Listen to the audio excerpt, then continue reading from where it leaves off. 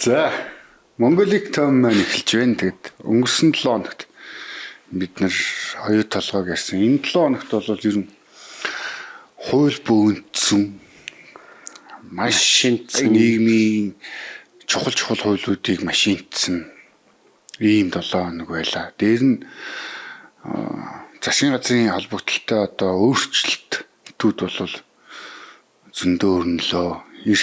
Хүрээгүй хоног дээр ийм ажлыг хийлээ гэд ерөнхий сайд мэдэгдэж байна. Тэгэхээр энэ тойронд л эхлэе да тий. Хамгийн түрүүнд хэлэхэд бас энэ баян хөлгийд Казахстаны консулын асуудал байгуулах талаар хоёр талцаар баахан маргалдлаа. Энэ дээр нь улсын хурлын гишүүд ч орж ирлээ. Энэ сэдвэр бол бид нэр эх 7 хоногт тусад нь оюу толгой шиг ярилцъя те.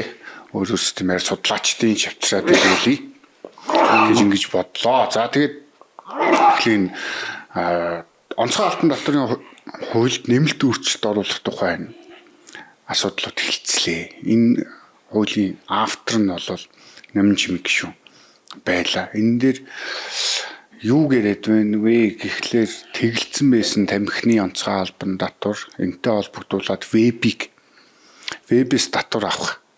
Дээр нь одоо энэ тамхи гэдэгт бол бүхэл юм орж ийн. Хамрын тамхич байсан, дүнсний тамхич байсан бүгднгээс нь л авахар ийм хуулийн зохицуулалт боллоо. Энэтэй холбогдуулаад хар тамхи орсон уу? Тийм. Одоо тэр гишүүдийн ярьж байгаа юм дээр хүртэл гарч ирсэн шүү дээ тэр тий. Хар тамхи вебд одоо хийгээд ороод ирж ийн гэдэг ингээд нэг ийм вебний савнд хар тамхи хийсэн байна гэдэг. Рамко авчихсан юм. Утгагүй юм ингээд ярьлаа. Миний бодлоор бол энэ зүгээр аль нь илүү хортой вэ гэдэг л юм яриад байна. Энэ дээр тамхиных нь лоббиж ийн веб оруулж ирж байгаа компаниуд нь гишүүдтэй лоббиж ийн. Ордонд одоо ийм гишүүдтэй уулзаад байна гэдэг нэг ийм сүржигэндэг нэг хонгол гэдэг шиг юмнууд л баахан явлаа. Тэгээд энэ хуулийн зөвтгөл нь хүүхдүүд Монголын ирээдүйг хортуулж ийн гэдэг ийм зөвтгөлтэй бүх зөвтгөж байгаа гишүүд ийм юм ярьж байна. Гэтэл өнөөдөр төрөөр ер нь ингээд тамхины татварыг нэмэгдүүлээд хин хохирдог вэ гэхлээр энд хэрэглэгчд л хохирно. Тэндээс тамхины татварыг нэмчлээгээд хүүхдүүд хохироод ч юм уу, хүүхдүүд илүү их тамхинд ороод ч байд юм уу, угаа багасаад ч байд юм уу, ийм тохиолдол бол дэлхийн түүхэнд байхгүй. Харин ч эсэргээрээ нөгөө тамхины хуулиар өмнөх хуулиар нь 500 м-ийн радиуст тий сургуулийн орчин тамхи зарахыг хориглосноор бүх тамхины худалдаа хяналтгүй болсон. Нууц далд хэлбэрт орсон. Нөгөө хар зах зээл нь бий болсон. Эсэргээрээ одоо энэ улсын хурлын чуулган дээр танилцуулаад байгаа хуулийн тэр судалгаанууд дээр нь харахад одоо энэ хүүхдүүд одоо зөрчил гаргаж байгаа, тамхи татж байгаа, худалдаа авалт хийж байгаа энэ зөрчлийн нийт зөрчлийнх нь 83% нь энэ хуулиас болж нөлөөлжээ. Энэ радиус тогтоосон, тэгээ нууцаар зардаг болсноос хойш ийм болжээ гэдэг судалгаанууд гараад байна. Тэгээ энэ тамхины хуулийг зүгээр төсөв нэмэгдүүлэх гэж л ийм 30% гэдэг бол маш өндөр татвар шүү дээ. Ийм татвар ногдуулаад тэрийгэ дэлхийн жишээг ирээдүгөө хамгаалъя гэдэг. Өстой иргэд бол яг үнэндээ ингээд тамхи хортой чинь хориглох нь зөв, хориглох нь татварыг нэмэх нь зөв шүү дээ. Яг ясан дээр энэ бүхэн улмал далд хэлбэрт улмал хүүхдүүдийг хордуулах юм бол явчлаа гэж би яаж чинь. За ингээд таймаг эхлэх үү. Та хоёр маань энэ хуулийг юу гэж харж байна? Одоо тэгэл өстөө 7 хоног болгон л ярьж байна тий. Энэ нөгөө татвар нөгөө объектууд нь л өөрчлөгдөд байна тий. Тамхины татвар, барааны татвар гээл тэгэл нэг юм түүцмүү зайлуулдаг аль мөнгөний бодлого гэл ер нь энэ эдийн засаг гэдэг ч юм бол тэгэл хүний ерөөсөн хамгийн гол амьдрал юм а тий. Нөгөө би өмнө хэлжсэн шүү дээ. Төрсөн ахуй хүн ер нь төрөөл нэг ихийн сүү амлахаас ахцуулаад тийм ээ. Тэр их чинь бас нэг борцогтой бэжэж бас нэг сүүмөн орон тийм ээ. Тэгээд ингээд даарах, үлгийн өмсөх, памперс өмсөх гэдэг. Яг хоо энэ татварын асуудал бол юу н хөөрэ хөл болчлоо л доо тий. Би нэг пост бичсэн л дээ. Үнэхээр ингээд юу гэдгийг 80 90%, 100%, 150% татвар тавиад байх юм бол эн чинь жижиглэн одоо нэг Солонгос руу ч юм уу, Хятад руу ч юм уу, Япон руу нэг найс цаашаа явдаг хүмүүс найз нөхдөд цаг хэлбэрээр тий. Энд чинь бүр татвар төлөх ямар сонирхолгүй л болгоно.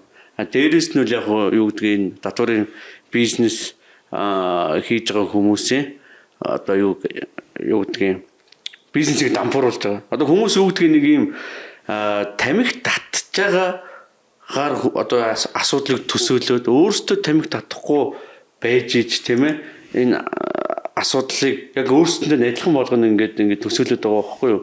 Жишээлбэл юу гэдэг нэг тамхины компани чинь бас л өөрсдөө янз бүрийн татвар төлдөг одоо газар байгаа штэ. Хүн ажиллуулж гин, тээврийн хөлс төлж гин тэд нар чинь тийм ээ. За тэгээд юу гэдгийг магадгүй нийгмийн даатгал төлж гин, хувийн орлогын албан татвар төлж гин. Гэхдээ энэ бүх харилцаа чинь байхгүй болно штэ.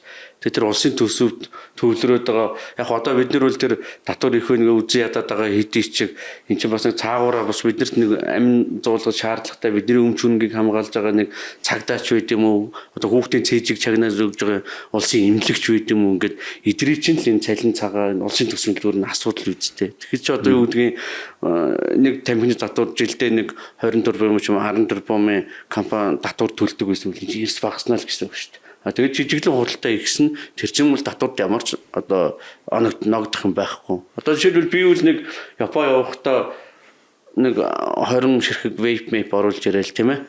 Эсвэл нууцаар оруулж ирээл ингээл заруул би хөөргөн болчих гээд байгаа байхгүй тий. Ажил хийж байгаараас хаяа нэг хууль мөлийн ажил болж ирэхгүй үл ингээд татвар үүссэн нь тий. Тэгээ яг энэ хүмүүсийн амьдралыг ингэж хууль журмаар ингээд шийдэх тусам одоо бид нар зөндөөл мэдэн штэ энэ хайкинг энэ боловсрол төрөх зам энэ Бастиагийн хууль гэдэг хууль чинь ерөөсөө хүмүүсийн өөрсдийнх нь одоо тэр зүй ёсны амьдрал үйл явцсан одоо юу гэдгийг шаардлагат нөхцөл үүссэн тохиолдолд хууль бий бол энэ өөрөө хамгийн сайн хууль байхгүй. Хүн өөрөө тамхи заргаад хүн өөрөө тэрийг хэрэгжилж байгаа хүн өөрөө арх уугаад хүн өөрөө хүнс худалдаж авч байгаа энэ харилцаач өөр хамгийн л ариун харилцаа шүү дээ. Тэгэхээр энийг юу гэдгийг нэг 10%-аар 20%-аар гэл одоо нэг юм яг бид нар бол хасаа төр бид нар нэвтрүүлэг эхлэхээс өмнө ярьж илаа л та. Ерөөсөө бид нүүбийг л дөрөөж байгаа. Нэг дэлхийн эрүүл мэндийн байгууллага, нүүб хүний эрхийн байгууллага гэл эдгээр чинь өөрөө ингэж хүмүүсийг амьдрах ямар ч боломж болцоог болгоцсон. Тэгээ дандаа хүүхдээр ингэ төрөй барина те. Хүүхэд тамхи татаад байна. Хүүхэд тамхи татчихад тэр тамхи зарж байгаа хүн юу ямар утга учир байна те. Хүүхэд орж мантуу бууз авч идээд байгаа учраас гэл түүцийг хаацсан. Одоо тэгээд хүүхэд бол одоо муу нэг хамгийн аав ээжээсээ сурж эсвэл одоо аав ээж нь авчиад бүгд цаацлаад ажих хэрэгтэй байхгүй. Тэгэл ямар ч асуудал болсон. Гэхдээ тийм биш үү? Цаацлаад аав ээж нь те цаацлаад одоо тэр хаваадаг гэрд чинь хүүхдүүдийн хажууд ингээд бэлгийн харилцаанд орж байгаа ш. Дараагийнх нь хүүхдөө үйлдвэрлэхийн тулд тэр насны хүүхдийн хажууд ягаад амьд порно үзүүлээд байгаа юм. Бүгдийг нь авчиад хорл аагаад хорж хэрэгтэй байгаа. Тэгээ бүгдийг хүүхдийг нь улсын асрамжийн газар турааж авч байгаа. Тэгэл ингээд нэг юм хуаран шиг сайхан орнууд хүүхдүүдийн амьдруулаад цэрэгжүүлээд Шинжаан шиг. Тийм шинжаан шиг ингээд амьдруулах хэрэгтэй. Тэгэхээр өөр нь яг уу монголчуудаа хандаж хэлэхдээ үнэхээр бухимдмаар байгаа байхгүй юм чинь хүмүүсийн одоо эргчүүлээ өдөр бүр хумигдаад бид нар энийг анзаарахгүй байна. Зөвөр нэг өндөр боржуур ингээл ягаад нэг сайхан шилэн барилга босчгол урс хөгжиж байгаа гэд тэгээд нэг жилийн 4 үйлрэл нэг 12 сард нэг 20 хоног ажилтдаг усан оргилоор бариад өгчгөр л ингээл солиорцгаагаал тэнцэнэ зураг мөр хөргөө татуулаад ингээд галзуурцгаагаад тэгэхээр чи ингээд юмны үн улам өсөж байна. Мөнгө хэвлэл чинь дэндлээ, энэ татварын бодлого чинь дэндлээ. Тэгээд одоо бид нар хуулиар ингэж одоо амьдралаа үгүй хийгээд дээ шүү дээ. Хайк бол одоо хэлсэн шүү дээ.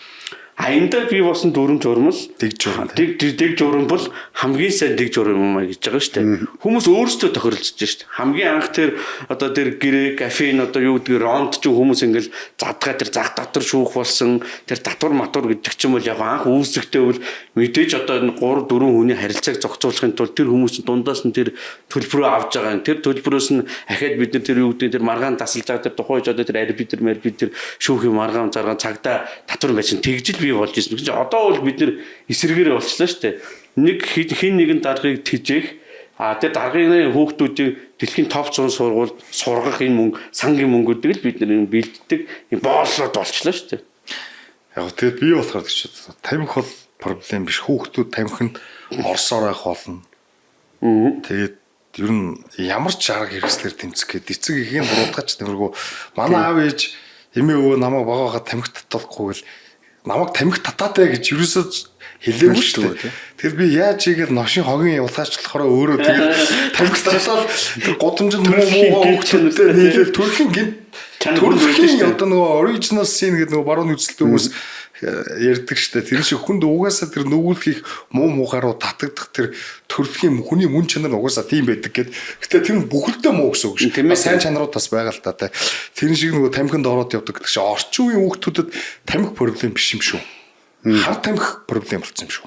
Одоо ингээд цав үнэрлж чинь нөгөө юу газ үнэрлж чинь бас суц муц руугаа юу нөгөө ийм элдв имүүд байдаг штэ ямар юм бэлээ мансуур болдог зүр юм нойрны имүүд ингэж найруулж хагаад суц руугаа тариа тэгээ гар мараа тариулж байгаа тийм тохиолдолд Монгол зөндөл болд юм бэлээ.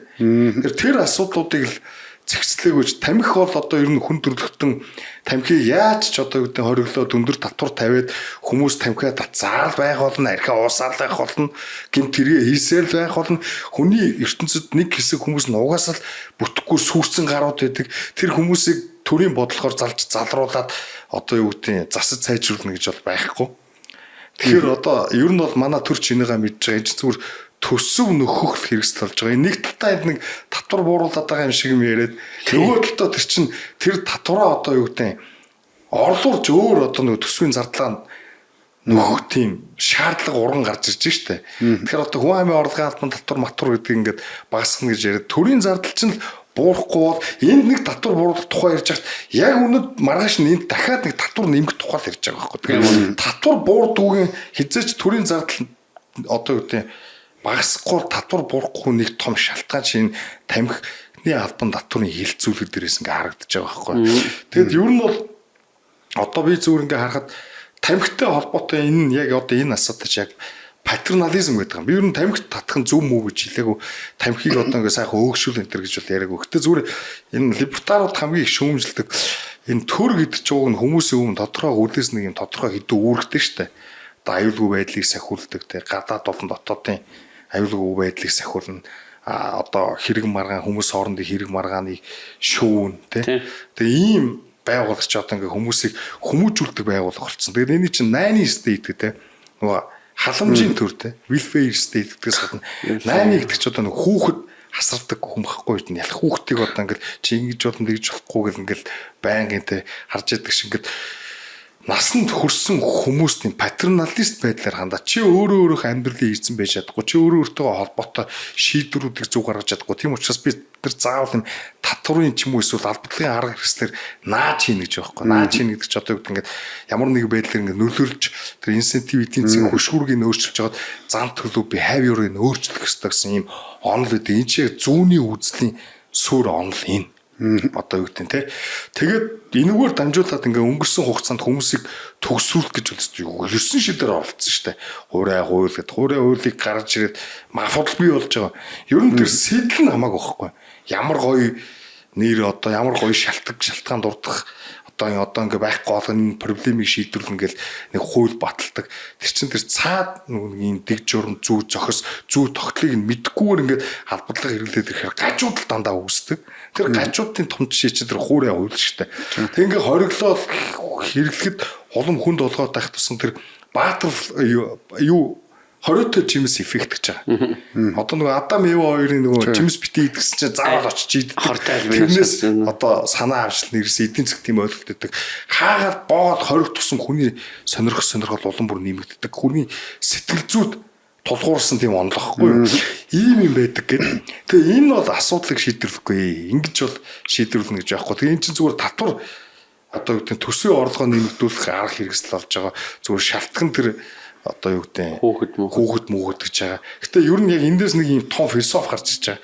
Монголчууд бүгдээрээ бид өөрсдөө хувийн амьдралынхаа эзэн байж чадахгүй. Хариуцлагаа бид нэр үлдээж чадахгүй. Тийм учраас төр хууль гаргаад биднийг залж чиглүүлээд зөв хүн болгоод ингээм амьдралын минь залж чиглээ. Бид бие даасан сэтгэлгээтэй тийм бие даасан эрхчлөөд ард хүн биш. Тийм учраас төрмөн биднийгаа ингээд бүхэлд нь бидний амьдралыг шийдээ гэсэн тэр үзэл санаа чинь энэ дээрээс тамхины хуулийг маш их дэмжиж байгаагаас нь харагдаж байгаа байхгүй. Тэгэхээр энэ суур нөхцөл байгаа шүү дээ. Тамхин дээрээс харагдаад би өөрийнхөө амьдралын эзэн байж чадахгүй гэж үзэж байгаа чинь тэгэл бусад бохцуулаа төр даатна. Бусад хүмүүст тийм өөрийнхөө эрх чөлөөнд итгэдэг хүмүүс өөрөө бусдын эрх чөлөөнд итгэхгүй. Тэгээ эрх чөлөөнд итгэдэг хүмүүс хариуцлага гэж юм байхгүй. Тэгээ энэ хувийн хариуцлагыг дээдэлдэг соёл Монгол төрөөс огт байдгүй шүү дээ. Хувийн хариуцлага гэдэг юм дээр улс орон босдог гэдэг монголчууд огт мэддэггүй.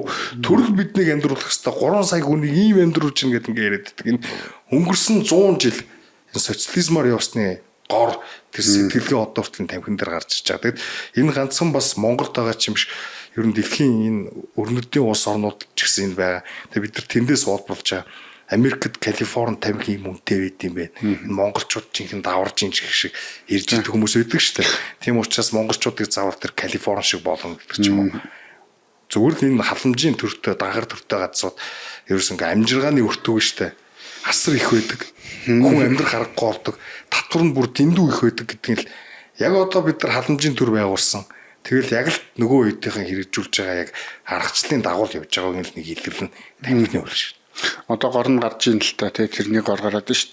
Одоо нөөцийн махны очир гэж яг хуучныг юм шиг очирлоод мах авах гад хайгаад олдохгүй байх гэд ингээд явж байгаад өөрсдөө мөнгөгүй болцсон тий.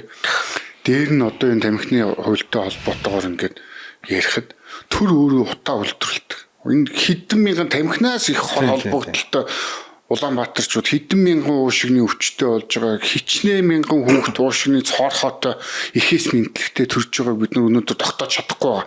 Ягаад гэвэл төр бүх статистик барьж байгаа учраас нуучдаг. Нөгөө эмчнэр нь зөвлөгөө өгөх болохоор хувь хүнтэй тулхлаараа болохоор за чи яаж игээл ер нь энэ зуны үйлдвэрлэлд жирэмслэл төрөхөөр л нэг юм арга бодороо өвлийн үйлдвэрлэл бойчоор бити болгоорой гэдэг юм зөвлөгөө өгдөг болсон нууц биш тий. Тэгтэл энэ төрийн энэ үйлдвэрлээд байгаа утаа бидний хортуулаад байгаа утааг ярихгүйгээр хүүхдэд даатгаад ингээд нэг тамхин дээр нэг өөрсдийгөө татварлуулах чилж трийгээ даатгаад өөрсдийнх нь халааснаас гарна гэдгийг ойлгохгүйгээр ийм утгагүй зүгээд байгаагийн гор нь одоо энэ төрийн өмчт компаниудын тухай хуулийг хилцэх үеэр гарч ирсэн фактуудаас харагдаж шүү дээ. Төрийн банкны захирал гэхэд 3 жилийн дотор 2.1 тэрбум төгрөгийн цалин ганцаараа авсан сууж байгаа тий 30-д 20 сая төгрөгийн цалин өнөөдөр Монголын дундаж төрийн албан агчийн цалин хийдний за 2.5 сая 3 сая гэж бодоход одоо тэр багш эмч мөвтөе хэлсэн байсан шүү дээ тий 10 багшийн цалинжуулах мөнгөөр нэг ямар ч ашиггүй ажилтдаг төрийн өмчт компани захирлыг цалинжуулаа байж байна. Эдгээр үнэхээр ашигтай Монгол төр одоо эдийн засагт үр өгөөжтэй ийм юм компани өдөрдөг болов үгүй те. Нэг төгрөгийн юм ашигтай ажиллахын тулд 6 төгрөг зарцуулдаг гээл те. Одоо эднэрийн бүр зээл тавиад үр тасаар гад нийт төрийн өмчт компаниудын өмчн гэхэд 90-д их 80 төгрөгтэй тэнцэж чинь гэдэг. Тэгээ эн чинь ерөөсөө тэр бодитоор ингээд хөрөнгө бий болгоцсон зүйл ерөөсөө биш. Дандаа үйлдвэрлэх замаар үр тавиал өмчийг нэгсгээд идэг. Энэ зээл тавьсан юмараа ингээд өмчөө ихсгээл тэрийг нь тэгэл нэг юм харахад тийм их хөрөнгөтэй гэж харагдаад байдаг. Тинчэн хичнээн жилийн өмнөд одоо яг зах зээлийн өмнөөс нь бодох юм бүгд мараалын илэгдэлд орсон ямар ч ашиггүй хэрэггүй бэлгэвч хүртэл шахацсан юмнууд нь бид нэр акталж болдгоо тэ эрдэнэ төлөвлөрөөс илэрч ил биш. Ийм байхад чинь тэгээд одоо хувийн хөвшилж шилжүүлэх юм бол шуналтай хувийн хөвшлийнх юм энэ хэцүүч чинь төрийн мэдлэлт байжээ гэд. Өнөөдөр төрийн мэдлэлт байгаа энэ цахилгааны үн гэхэд ч дахиад нэмэгдчихлээ тий. Өнгөрсөн өвөл гэхэд ч нэг 50,000 төгрөг цахилгаанд төлдөг байсан бол өнөөдөр 100,000 төгрөг төлөөд 6 сарын хугацаанд байж их жишээ нэ тий. Ийм байхад л тэгэл бид нар ойлгохгүй. Тэр утаа гэснээс ер нь бол Монголд тамхи татдагч бай, татдууч бүгд ижлэх уушигтай хөө. Тийм шүү дээ. Тэгээд яг тэр SEO төрийн өмчт компани SEO гэдгийн асуудал дээр зөв өөрийнх нь байр суурийг илэрхийлэх наач хэцүү асуудал. Одоо тэд нар чи их цалин авч байгаа юм. Тэгээд тэр чинь нэг SEO гүйцэтгэх тий. Тэгээд нөгөө ашиг олох ёстой. Тэгээд SEO-ны цалин чих өндөр өгдөг. Тэрний зүгээр чи төрийн албан хаагчийн цалин болгочих юм бол одоо тэгээд жинхэнэ авилгаа ав гэж байгаа юм уу гэл бас шүүмжлээл унна. Тэгээд ерөөсөө наа төрийн өмчт компаниуд ч ашиг олохгүй гэдэг нь зүгээр тэр социализмын үед нөгөө нэгдлийн мал ерөөсө 20 саяас илүү гардггүй байснаар л тайлбарлаж штэ. Тэрнтэй л яг ижилхэн л ахгүй тийм. Тэгэхээр наа чин тэр төрийн өмчт аж ахуй нэгжүүдийг одоо бууруулад хувьчлаад тэр ашигтай менежментийн загвар руу оруулахгүйгээр зөв сионерын цалингийг их байх юм бол их гэж шүүмжлэн баг байх юм бол авилга авахыг одоо зөвшөөрж ийн гэж шүүмжлэн наач юу аяг утгагүй асуудал тийм. Ер нь л юу шүү дээ. Тэр төрийн өмчт компаниуд ч одоо зөвхөн яг бодит юм бол 23 сая 30 саяын цалин ч юм бол наач цалин бүр мартчих байгаа шүү дээ. Мартдаг шүү дээ. Одоо тэгээд цаана нөгөө бүр амар эдлэг уулгана болж идэг байхгүй юу? Одоо нэг найзхан компани ч юм уу найзын компаниг оруулж ирээл тэгэл 20 30 дээр бүүмээ гусаал тэгэл тэр ажил нь бүтэн явахгүй. Тэгэл худалдаа авах ажиллагааг үл тэгээд сайхан сүрүүлээл баахан мөнгө зурчуулаад тэгээд тэрэнд байгаа нөгөө ямар ч ашиггүй юм гарчиж байгаа давуу байдал олгож байгаа алдагдлын төр төлнө татвар төлөгчнүүд төлнө. Тэгэхээр ийм зүгээр одоо яг хуу энийг зүгээр би тэр их хурал мурлаар ингээд цэвэдл ингээд байгаанууд нь нэг за ийм их цалин авдаг юм байна тэ гэх маягийн нэг зүгээр өчүүхэн имийг наагуун зүгээр ингээд хүмүүсийг нэг хуураад цаад юм зүгээр нуугаад өнгөрчихгүй л гэж бодоод одоо бүр ухах юм бол ч бүр их амар юм гарна тэ тэдэн их найд би зүгээр боддог тоо явж илэн шүү дээ овгийн саяны элдэгтэй зүгээр хажуур голгой хэлэхэд жилд 20 мянган тендер зарлж ийн гэж байгаа байхгүй орнууд улсын хэмжээд энэ чинь тэр 20 мянган тендер хідэн их найд явж байгаа бүүм тий. Тэгэхээр одоо юу гэдгийг наад хэдий чинь нэг бүгдийг нь сайхан зараад тий байруудыг нь бүгдийг сайхан зараад одоо хэдий их найын байр байдгийг одоо би тэр нийслэлийн тэр засаг захиргааны ордон цай нэг хэд өдөр би нэг ажил үзсэн гээд нэг хүн сурталтай амар хэвэрлэн за тэр хүн суртал нь яхаа нүсэр байраа байхгүй одоо тэр нийслэлийн юу гэдгийг хангаар дордог юм хангаар дордог шиг нэг юм 3 ингээ корпустай за яг хөө тэнд ингээд бас нэг мөрөөр хийх ёстой юм хийгээл байж байгаа төрийн албаагч байж л байгаа хаа одоо бүгдийг нь хамруулж муулаад юухгүй зүгээр тэр байл надад маш их нүсэр санагдаж байгаа энэ том өрөөнд нэг хүн эсвэл хоёр хүн л сууж байна тэгээд тэр нэг юм шатны хонгил нийтийн эдлбэр одоо коридор мордор гэдэг чинь зүгээр ингээл нэг юм далаа шиг том административ зардал амар захиргааны зардал нь амар бурхан нүсэр заяа. Бурхан минь Монголд ямар ч том компани заяа. Бараг MCS 5 богч тийм офс байхгүй байгаа шүү дээ. Тэгээд тэрний тоог дулаан ашиглалт арчилгаа цэвэрлэгээ те өчнөө сая зүгээр одоо миний зөв мөрөөдөл өгөхгүй өмнө бэлгүүнээ бид нар ингэж нэг ярьжсэн. Одоо бид нэг юм утга учиргүй ирээдүйд тэтгэвэр авахгүй тодорхой санд ингээд нэг мөнгө төвлөрүүлээд байгаа ш нийгмийн даатгал гэ тэ ирээдүйд ямар ч имжлүүлэхгүй тэнд бас ямар ч мөнгө байхгүй эрүүл мэндийн бас даатгал нийгмийн даатгал ингээд мөнгө төлөөд байгаа ш тэ зүгээр үнэхээр болдог үл тэ энэ том байрнуудаа зарах хэрэгтэй байхгүй тагнуул тийм том барилга сууж яах гэдэг тийм биз тэ шүүхийн ерөнхий зөвлөлч одоо хэдэн гişүтэй шүүхийн ерөнхий зөвлөлч одоо баг 11 хүн зориулаад одоо энэ тасганы овооны наан бүр 5-6 давхар том байшин бэрцсэн байл шүү дээ. Тэр нь баг хуучны дээжүүхийн барилгаас аач том. Тэгээ тэр дотор 11 хүний одоо үйл ажиллагаа хийхийн төлөө баг 50-60 хүн цалин өгөөд тэнд ингээд тэр чинь дөрөв дулааны зарлуулж байгаа шүү дээ. Тэр шүүхийн ерөнхий зөвлөлч юм бол юу шүү дээ.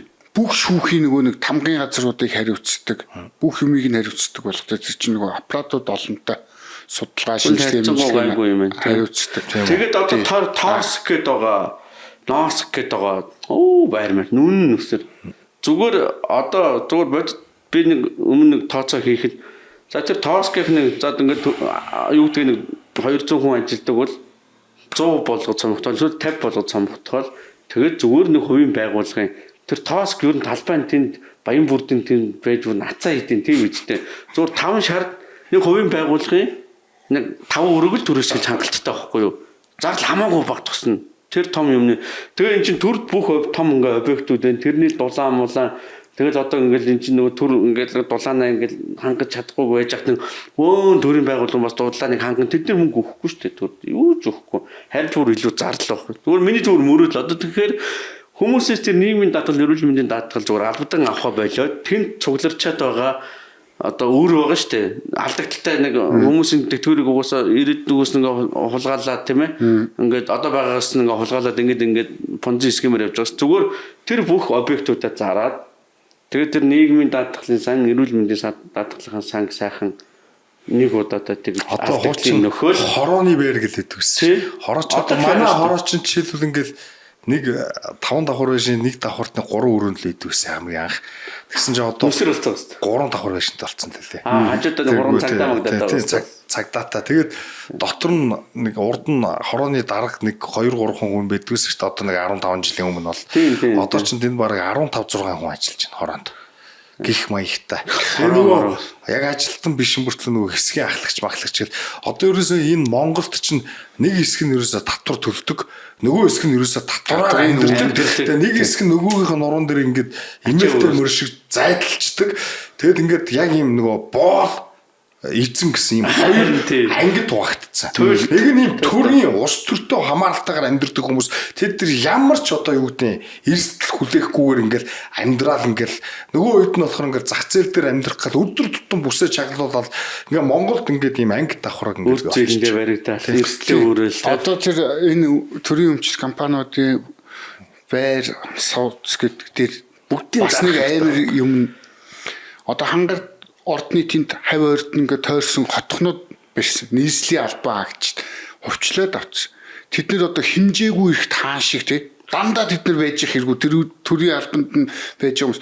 Одоо энэ гимтлийн имлэгийн хашааг ингээд уймчнэр зөрүүлж ийн гэл барьц. Яагаад тэр им тарианда хүлцдэггүй мөнгө нь тэр мөнгө нь хаанаасаа гарч ирж төрийн наслаас л гарч ирж байгаа тийм. Ер нь цагтаа замын цагтаа гэл ингээд бүх газрууд яг тийм системтэй эднэрт орон сууцыг шийдэх ёстой. Гэтэл жирийн нэг одоо бид хитэд орон сууц авах гэж яаж махаа идэж ямар өндөр хүү төлж тийм маш чийдэг үйлээ тэгэхэд тэд нар ерөөсөө л тэр тойрны хэлээд байгаа шиг юм паразит болцсон. Тэгжил байх ёстой гэдэг ингээд шийдэх ёстой. Төрийн албан агчдын байр орон сууцыг шийдэх ёстой. Бюрократизм гэсэн дэр шүү дээ. Одоо ингээд ер нь ийм юу? Энэ албан агчид ч өөрсдөө зөрүүлж их төсөв батлуулах угаасаа дуртай байдаг шүү дээ. Тэгжээж л амжиргаан сайхан байдаг. Тэг ингээд нийтээр энэ төр чи ингээд нийлээд аппарат болоод тэгээд төрөө улам бүр томруулах байнгын инсентивтэй байдаг. Тэгээд одоо зөвөр ер нь төрийн гэх юм уу? Ер нь ямарваа нэгэн асуудлыг ингээд төр шийдвэрлэх гэдэг ингээд орох юм бол тухайн асуудлын зардланд илтгэдэг. Ягаад гэвэл дандаа одоо тухайн асуудлыг шийдвэрлэхэд зарцуулах мөнгөний бараг 70-80% захиргааныхаа зардалд явдаг байхгүй. Америкт гэд саяхан одоо 3-4 жилийн өмнө шүүмжилжсэн боловсролд аюу их мөнгө зарцуулдаг ус гэл ингээл яригдаад байдаг гэсэн чинь дийлэнх зардал нь захиргааны зардалд явд юм биш тэгээд яг нөгөө сурагчтай очдог мөнгө нь сурагч зарцуулагдаж очдог мөнгө нь тэр сургуульд ажиллаж байгаа нэг юм багшд ч заяа захиргааны ажилтнанд одоо нэг бюрократ хүн сурталтай нэг тим хүнд илүү их ноогдоод байна гэдэг байхгүй. Тэгэхээр төрийн төрөөр асуудлыг шийдвэрлэх нь хувийн хвшлэр асуудлыг шийдвэрлэнгүүд төр угаасаа зарлаа тэлэх инсентивтэй тэгжээж одоо өөрсдийнхөө амжиргааг дээшлүүлнэ. Хувийн байгууллага болохоор зарлаа танах хамгийн бага зарлаар хамгийн их ашиг олох инсентивтэй тийм учраас зарлаа тандаг. Төр яагаад нэг хүний хийх ажлыг 5 6-уулаа хийдэг. Хувийн байгууллагад ягаад төрийн байгууллагад 5 6 хүний ажлыг нэг хүнээр амжуулцдаг. Тэрэндээ илүү өндөр цалин өгчдөг. Тэр чинь бүгдээр тэр зах зээлийн одоо энэ эдийн засгийн хууль энийг бид нар ерөөсөө ойлгохгүй байна. За гэтэл тэгэл одоо энийг өөрчлөе гэдэг байгаа засгийн газрын арга хэмжээнүүдийг харахаар үнэн үйлдэлтэй барьж оруулж ирсэн хуулиуд нь ч гэсэн яг энэ сүүлийн чуулганы өдрүүдэд гэхэд чинь нэг хууль дээр 189 зарчмын зөрүүтэй санал хураалт хийж байгаа. Энд чинь ахаад бүр шинээр бичиж байгаагаас өөрсдөө тийм хуулийн төсөл байна гэсэн үг шүү дээ. Ерөөсөө уншаагүй бэлтгэдэггүй. Тэгээ түрүүнд хоёр яриалсэн тий. Альва хууль амьдралд нийцсэн байх хэвээр. Тэргийн амьдралын шалгуурыг тодорхой хэмжээгээр давсан байх хэвээр тий. Тэгжий зохицуулах хэвээр. Юу ч байхгүй бизнесийн эрх чөлөөний хууль гээд оруулж ирээ тэр нь ердөөсөө төр яаж болох уу яаж болохгүй гэдэг хоёрыг тавихаас илүүтэй яаж хамтарч ажиллах вэ гэсэн зүйл залтууд. Тэгээд тэрийг ямар ч боловсруулаагүй нөгөө бизнесийнхнээс нөгөө жижиг дунд үйлдвэрээс нөгөө иргэдээс ямар ч санал асуулга болоогүй нэг парламент дээр худлаа өнөө хуулийн төслийг санкц тавьсан болоод тэрийг одоо жилийн өмнө боловсруулсан хууль гэдэг лооцсон тий. Жилийн өмнө боловсруулсан хууль эдийн засгийн эрх чөлөөний тухай хууль гэж байсныг нэрийг нь өөрчлөөд ингэж байгаа гэдэг агуулгач жилийн дотор жишээ нь 5-2 энэ хуулийг олж дууссан уу гэж асуумаар байна. Мэдхгүй. Эдийн засгийн чөлөөлнө гэдэг хууль батал чөлөөлдөг. Хууль цуцалж чөлөөлдөг. Тийм шүү дээ. Яг үнэндээ одоо тэр олон дүрм журам зохицуултуудыг буулгах хэрэгтэй болохоос ш зөвөр нэг их чөлөө өнтер гэсэн гой хөхтэй хууль тэр зөвөр нэг юм лоозингийн шин чанартай тийм юм батлахгүй. Тэгэхээр одоо энэ учрлын арга хэмжээ угаасаа худлаа. Тэгэхээр манай засгийн газрууд чи бүгдээрээ л ер нь лоозингийн болцсон. Одоо ингээл чөлөөлийн санаачлаг гэл хуучин шийдлийн засгийн газар гээл шийдлийн тэр юу шинжилсэн шийдлийн засгийн газар тэр юу шийдсэн гэл ингээл зүгээр ингээл бүтээн байгуулалтын засгийн газар үндэсний ив нэгдлийн засгийн газар гэл засгийн газрууд бүгдээрээ PR хийдэг. Учрлын ч гэсэн ялгаагүй тэр PR 3 жилийн дараа учрал зайлал ямар ч юм чөлөөлөгдөөгүй тэр хэвээрэл байж явах болно шүү дээ. Мэргэжлийн засгийн газар нөгөө 60 тэрбумын засгийн газар байсан шүү дээ. Мэргэжлийн засгийн газар гэдэг нь одоо бүр хулгай мэргэжлийн экспертийн зөвлөл гэж байгаа хгүй. Илүү мэргэжсэн төвлөрсөн төлөвлөгөөт маягийн эдийн засгийг хийгсэн л санаа штэ. Гэтэл ардчил чи өөрөө заавал мэргэжлтнүүд байгаа албагүй сонгогдсон албан тушаалтан сонгуулаар ард түмний төлөөлөгчд очих хэрэгтэй гэж үздэг. Тэгсэн чи мэргэжлтнүүд тэрвээ мэргэжлтнүүдээр засгийн газар бүрдүүлэх гэдэг бол ардчлаар яах гих маягтай. Тэгээд одоо бол ер нь төр бол багасахгүй, буурахгүй. Тэр төрийн одоо юу гэдэг энэ данхар төр гэдэг чинь 126 гишүүн 15 саяын асуудал биш. Энэ хүн амын чинь баг одоо Монголын хүн амын хэдэн хувь нь энэ төрөөс хамааралтай амьдарч байна. Тэр бүх хүмүүс чинь энэ том төрийг хамгаалах статус кво. Одоо Милтон Фридманы статус квогийн дарангуул гэдэг ном бидэг. Бас цуврал нэвтрүүлгүүд бидэг. Тэрэн дээр дөнгөж эхлэхдээ тэгж хэлдэг. Рейган Америкт ингээд гарч ирэхдээ чөлөө зах зээл яриад тий зохицуултуудыг бууруулах тухай яриад ингээд амар амжилттай гарч ирэл эхний 6 сар амжилттай юм шиг юм шинжилгүүд явуулж байгаа юм шиг айгу сүртэй арга хэмжээнүүд аваад 6 сарын дараа фейлдсэн. Энэ яагаад ингээд одоо бүтлгүйтсэн бэ? Рейган тийм айхтар одоо зах зээлийг чөлөөлж чадаагүй вэ гэхээр Рейганд тийм зах зээлийг чөлөөлөх болцоо угаасаа байхгүй.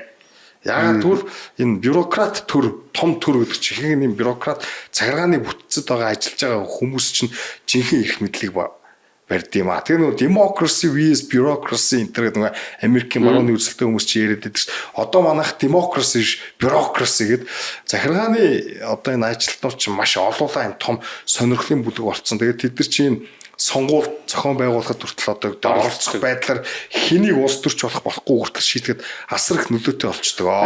Тийм учраас Америкийн одоо бюрократуудад жишээлбэл улс төрчид бол 4 жилээр ээжлэгдэл ирээл буцаал явдаг хүмүүс бид нар бол байнга ээждэг хүмүүс бид нар чихэн статус кво гэж өвөөдөг гэдэг Милтон Фридманы номонд дурдсан байдаг.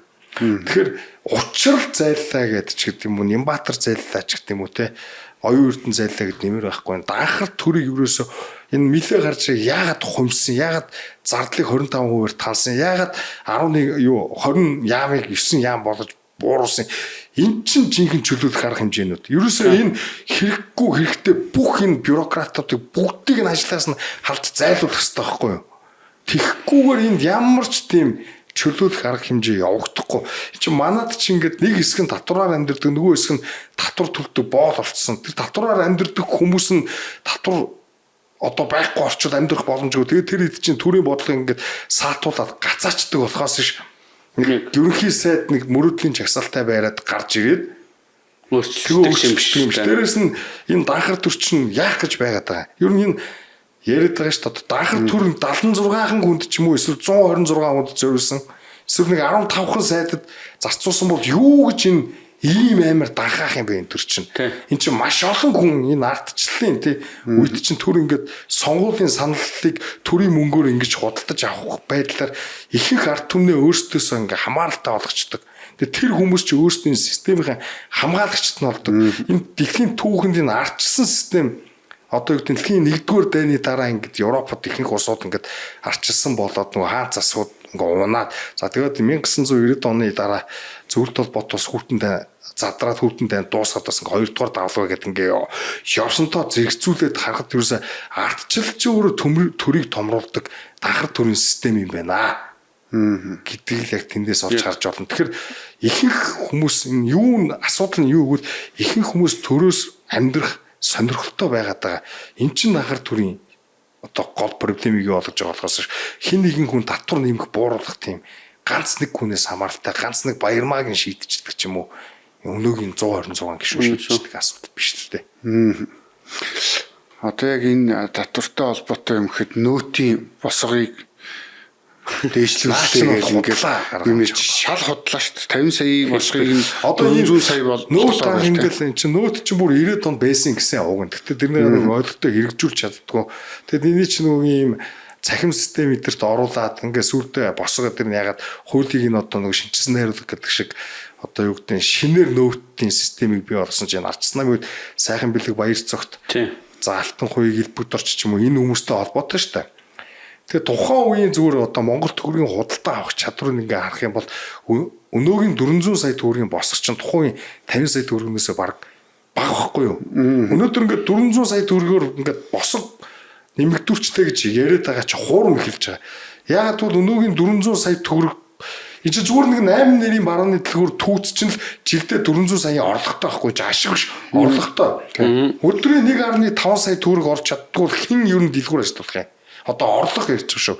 За тэгээд тэрний чинь юу гэдэг нийт ашиг олгоод ингээ үүсгэх юм бол орлогын нэг 5-10% л байгаа нэг 40 сая төгрөгийн ашигтай бизнест нэг нөөт ногдуулж байгаагаа тэр чинь одоо сарын 2.5 сая төгрөгийн цалинтай хүн л гэсэн үг байхгүй. Жижиг дунд бизнестэй л тэр нөөтөө ногдуулж байгаа байхгүй. Энийг нэг инфляцийн аджастмент байхгүй юу? Бас нөгөө хуучин ингээд ер нь ингээд инфляцийг юусоо ярих ойлцсон.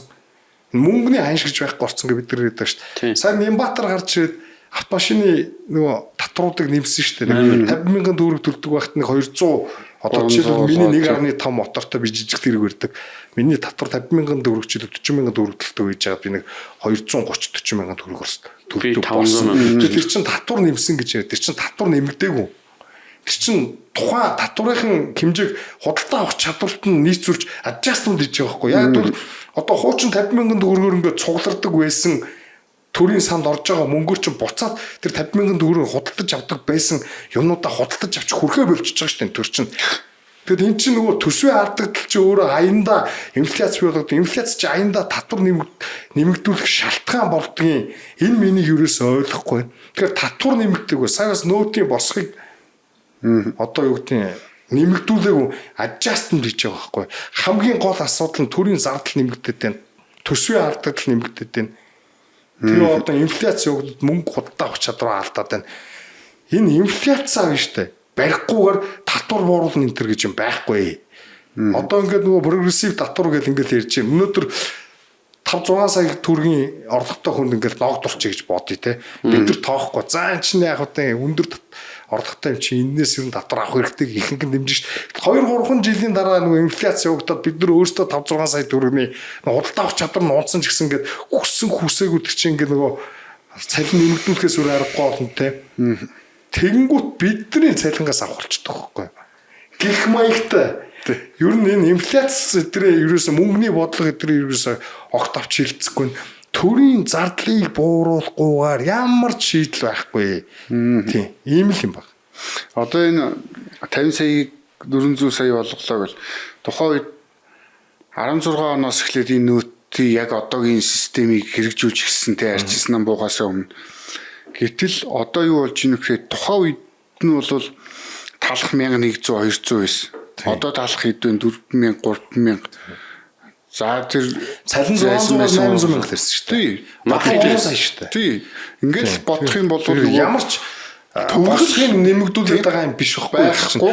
Зүгээр ажил дунаал байдаг. Тогтвол продуктивны үн ч өссөн юм байхгүй. Яг хэвэндэл байгаа тий. Төргөн л улам сулраал байдаг. Тэрийг нь нэмэгдүүлэх гээл мөнгөө хэвлээл тэгэл нэг худлааны босоо тагчаад инфляц явагдаад байгаа бол дараа нь төрчин угаасаа нөгөө худалдаа авах чадвартаа нийцүүлж одоо юу гэдэг татварын хэмжээг тогтоох ёстой учраас инфляцийг дагаад татвар нэмэгддэг. Энд чинь ерөөсөө ингээд хууль байна. Тийм татвар нэг хэсэгтээ ингээд бууруулж байгаа юм шиг харагдах мөртлөө нөгөө талдаа мөнгө хэвлдэг.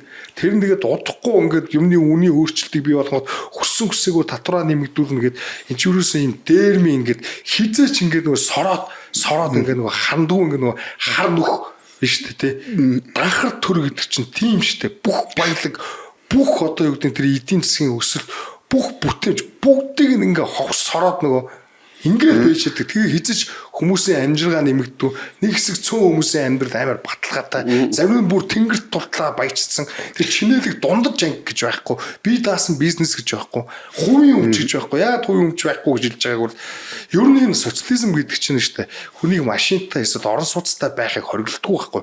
Үйлдвэрлэлийн хэрэгслийн хувийн өмч гэж байгаа шүү дээ. Үйлдвэрлэлийн хэрэгслийн хувийн өмчийг л хувьд байлгахыг зөвшөөрдөг байхгүй. Өөрөөр хэлбэл энэ үйлдвэр эдийн засгийн дэлгүүр хошоо юу гэдэг эдийн засгийн үйл ажиллагааг чинь хувийн санаачлагаар явагдахыг зөвшөөрөхгүй гэсэн үг байхгүй. Тэгээ ингээм өндөр татварууд тавиад байна штэ.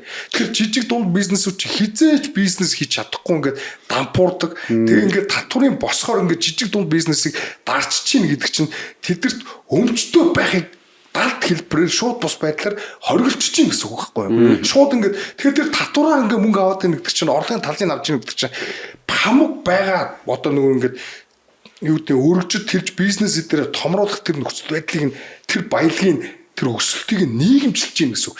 Ардчсан социализм гэж бид нар энийг шүүмжлээд байгаа байхгүй юу? Тэгэхээр яг хуучны шиг бүдүүлэг шууд хурцээ бүгдийн улсын мэдэлд авдаг тэр бүдүүлэг үе чинь өнөөгийн социалистууд аль хэзээ таягдаж хаяад илүү тэр аргачлалуудаа боловсронгуй болоод нөгөө хулгай аргасал боловсронгуй болдогтой яг ижилхэн байхгүй. Энийг ойлгохгүй гэж одоо ингээд нэг хуучны коммунизмтай тэмцэнгүүтэй одоогийн том бизнесүүдийг дэмжиж тэгээ том төрийг дэмжиж явж байгаа либералууд бол ертөнцийн хамгийн хог навш тэрийг солиот амттахгүй юм ба. Ялангуяа Монголын либералууд бүр коммунизмыг үзэхгүй гэж яаваа. Тэгсэн мөртлөө өөртөө цаанаа ингээд жоохон аргачлалын өөрчлөгдсөн коммунизмыг дэмждэг хүмүүс шүү дээ. Америкийн либералууд ядаж коммунизмд таатааддаг байхгүй. Ер нь бол фашизмд дургу. Монголын либералууд ч айгүй худлаач тэр нь юугаач мэддэггүй гарууд байгаа шүү дээ. Ер нь бол. Дараагийн сэдвүүд бол энэ тэтгэр нэмэхээр боллоо, ингээд тэнцвэлдэг боллоо гэл. Энээс илүү ярмаар байгаа нэг зүйл бол ипотекийн банк байгуулах шүү дээ, тий. Энэ цаашд дахиад яригдсан уу тий? Дахиад яригдсан уу? Ахаал нөгөө яг энэ төрийнхөө энэ мүлжлэгийн систем рүү ахаал орохгүй. Энэ нөгөө төрийн албаа агч давна, нөгөө танил талаараа авна, тэр бүх мөнгийг нь авна. Тэ одоо 3,000 4,000 очир байна. Одоо зорилттой бүлэгт нь гоё юм тайлбар олцсон тий. Зорилттой бүлэгт нь олгоноо. Өмнөх ипотекийн хөтөлбөрүүдэд одоо энэ танил талын сүлжээгээр ингэсэн байна гэдэг. Ерөөсөө л ахаал нөгөө улсын хурлын гишүүд тэдний ойр садан хүмүүсийн барилгын компанийг дэмжих бодлого тий. Өнөөдөр Улаанбаатар дэд үтссэн цахилгааны хувьд ч тэр дулааны шугам сүлжээний хувьд ч тэр ахаад ингээд нөгөө хангалт хийх ямар ч шинэ орон сууцуудыг дэд үтсийг холбох боломжгүй болцсон. Нөгөө талд нь Ремаксийн яриад байгаа байхгүй. Ямар ч орон сууцны борлуулалт байхгүй болчтой хүмүүс үнэхээр мөнгөгүй болчлоо. Зээл гарахгүй байна. Гэт ингээд одоо борлуулалт өстө суган утсан гэл. Тэнгүүд л нөгөө хөөс нь ингээл задрах гал яг бодит өвдөн дээр очих гингүүд нь төр нь орж ирэл ахаал ипотек өгнө банк байгуулж байгаад одоо энийг шийднэ. Ипотекийн тэгэл банк байгуулаад мэдээж бондол босгоод ахаал нөгөө гадаад өрөө зээлэл нэмэл тэгээ ипотекийн банк чинь би урднаас нөгөө МИК гэдэг те. Тэгээ МИК чинь ингээд нөгөө Монгол банк тэгээд ингээд арилжааны хитэн банкуд нийлүүлээ байгуулсан гэдэг. Тэр чинь нэг юм бонд гаргана. Тэр бондыг тэд нар эхлээд өөрсдөө арилжааны банкудад байгаа ипотекийн зээлүүдийг багцаар нь худалдаж авдаг гэж байгаа. Өөрөөр хэлбэл одоо мөнгө дамжуулна гэсэн үг гүүр гүйцэтгэдэг. Тэгээд тэрнийгээ санхүүжүүлэхэд бол одоо тэр МИК өөрөө бонд гаргана. Тэр бондын хөгжлийн банк худалдаж авдаг гэсэн. Эсвэл Монгол банк худалдаж авдаг байсан. Монгол банк энэ чинь нэг олон янзын нэг юм дамжих системтэй юм шиг мөртлөө цаанаа зүгээр хэвэрсэн мөнгөөр санхүүжүүлдэг. Тэгээ тэрнийхээ дунд нэг юм хувийн хөвшил нэг байгууллага тусдаа үүрэгтэй юм шиг юм ингээ оруулдаг. Өөрөө чинь энэ банкнууд хуваагаад идэх юм. Ер нь мөнгийг дахин хуваарлахтаа яаж одоо хуваарлалтаар госох вэ гэдэг аргачлалуудаа ингээд янз янзаар зохион байгуулж байгааг л нэг хэлбэр байхгүй. Тэгэд ипотекийн одоо банк байгуулагч гэдэг ипотекэд зарцуулах мөнгө улам бүр нэмэгдэнэ гэсэн л өөрөлдвөл орон сууцны хөөсрөл улам бүр нэмэгдэнэ. Тэгээд энэ зах зээлийн жав ёсороо одоо гэдэг барилгын бизнес ч гэдэг юм уу одоо энэ гэр хороолч гэх юм уу энэ барилгаж хотчих үйл явц явагдаж чадахгүй болно л гэсэн том тохио. Улам хүндэрнэ л гэсэн үг тийм. Одоо тэрний хамгийн тод жишээ нь бид нар энэ долоон буудлыг тэгшилж ягаад тэ газарт оруулж байгаа хийсэн сэлб 20 минут Манай таавас ороод би болох хэрэгтэй байсан энэ гэр хороолоод хязгаарлагдмал хэрэгжлэх компани гэдэг шүү дээ. Тэ ичээлбэл эрчим хүчийг ингээд тэ дулааны шугам сүржээ. Гэтэ яг би MCS тавж өгөх гэж хэлээгүй шүү. Энийг ингээ олон янзын под станц ч юм уу бариад эрчим хүчтэй олон янзын байдлаар ингээ шугам сүржээний тэ шугам сүржээний компаниуд ингээ байгуулагдаад хоорондоо ингээ өрсөлдөжсэн бол бид нар чи орон зайгаа тэлээд гадагшаага долоон буудлаараа шугам сүржээ эдэр тавиад тэ тэгээд ингээ тэнчин суур бүтцийн асуудал ингээ шийдвэрлэгдсэн бол хүмүүс заавал олон жил ингээл нэг амар үнэтэй орон сууцанд хамжлаг болж өөртөлж амьдрах биш өөрсдөө ингээ барилгын материал хямдхан барилгын материалаар байшин орон одоо нөгөө хаавснуудаа тордуулаад тэгэл яг энэ маягаар нөгөө өрнөдийн гоё хаавс хороолууд бий болсон аргачлалаар ингээд нөгөө зах зээлийн жам ёсоор ингээд гэр хорооллын асуудал шийдэх боломжтой байсан байхгүй. Манай газар эдгээр ингээ өнд ороод одоо жинхэнэ гоё хувийн өмчийн харилцаатай жинхэнэ чинэлэг дундаж анги энэ төр бий болох байсан. Тэгсэн одоо ингээд бүгдээ ипотекийн зээл гэдэг энэ хөтөлбөрөөр дамжуулаад ингээд хуучных шиг нөгөө юм муухай одоо социалист олон нийтийн орон сууцтай ийм юмдаа ингээ үргэлжлүүлж амьдрах чинь. Тэгэд би урд нэг нэвтрүүлгээр нийтийн орон сууцны гол асуудлыг бүгдийг нь ярьсан болохоор дагш татж яриад явах те. Одоо энэний хамгийн их муухай хортой үр дагавар хийсэн сайн муу гэл манайх нөгөө дарга нарын ярих дуртай те хүн болвол сумын оцор ахгүй одоо энэ сэлб 20 минутын хот гэдэг төслийг эхлээд энд юу хийсэн бэ гэхээр Улаанбаатараас сонгогдсон бүх тойргийн гишүүдийг нөгөө тойргоор нь лоббидж жоод улсын хурал дээр орон нутгийн хуульд өөрчлөлт оруулаад тэргээр юу хийсэн бэ гэхээр нөгөө албатлаг байдлаар авдаг өмчлөсөн байгаа газрыг нийтийн эрх ашигын төлөө гэдэг зүйл залт оруулж байгаа л бүгднгийн ингээд нэг үн тулгаал авдаг болсон. Гэтэл энэ байгуулсан компани нь одоо ингээд сая тэр нийслэлийн төсвийн сонсголоор харж итэл ердөө энэ 37 тэрбум төгрөгийн орлого олохын төлөө нөгөө 5 их 80 235 тэрбум төгрөгийн юм зардал гаргасан байна. Чи амар их мөнгө явж шít. Одоо ер нь бол тэр зардал мардлыг бол их ингээд тоохооч байлаа шүү дээ. Тэгсэн чинь 80 майд гэдэг. Ингээд нөгөө энэ хоёр 500 сая төгрөг надад өгнө гэж авилга өгнө гэж хэлсэн гэхэд бидний бүр нүд орой дээр гарч ирсэн шүү дээ 2000-ад оны ихэнх үед те. Тэгээд удахгүй тэр бум руу ороод одоо чи их 80-аар яригддаг болчихж байгаа. Тэгээд инфляц явагдахаар тэгээ хулгайч гэсэн. Хулгайч гэсэн бас тийм. Одоо энэ манайхан ч нэг гадаадд юм байдаг, гадаад тийм байдаг гэж ярих дуртай хүмүүс бас гадааддын нэг яриад өгч. Бид одоо гадаад чиг л болж байгаа нь шүү ер нь бол. Гадаад юм байдаг байхгүй юу? Нэг талаараа тийм. Гэтэ биднээс ялгаатай нийтэр чи ингээд аж үйлдвэрчсэн маш эртний үед ингээд нэг юм том уучраа капитализмаар дамжуулаад амар их капитал хөрөнгөлсөн заяа. Дараа нь ингээд дотроо илүү юм чөлөө зах зээлийн бодлого хэрэгжүүлсэн учраас дотооддоо бас асар их капитал хөндлүүлж ингээд том юм эдийн засгийн нөөц баялаг бий болгосон. Тэрнийхээ одоо гэдэг нь инерцэн дээр одоо ингээд амжиргааны том эдийн засаг болсон тийм. Монгол болохоор ямар ч капиталын хөрөнгөлөл байхгүй мөртлөө шууд тэдний хэрэгжүүлж байгаа бодлогыг хэрэгжүүлэнгүүт тэг ингээд бүр хизээч одоо 2010 онд манайх 17.2% эдийн засгийн өсөлтөд яг одоогийн амжиргааны төвшнийг өдий хэмжээнд хүрсэн шүү дээ. Тэг 11 онд лөө 11 онд нүүр сүнд ороод тэрнээс хойш одоо 15 жил өнгөрчлөө. Арчлын 30 жилийн 15 жил тэрнээс хойш ингээ Монголын эдийн засаг стагнацд орсон.